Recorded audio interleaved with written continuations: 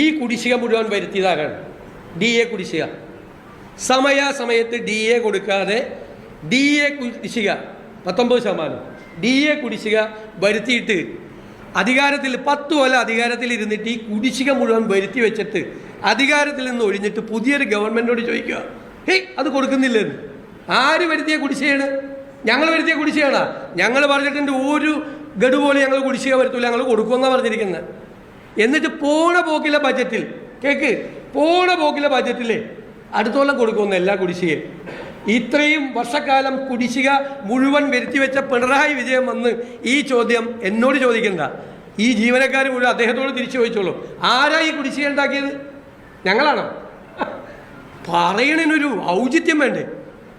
അദ്ദേഹം ഉണ്ടാക്കി വെച്ച അദ്ദേഹത്തിൻ്റെ സർക്കാരാണ് ഈ മെഡിസെപ്പ് തകർത്തത്. ജീവനക്കാരുടെ പരാതി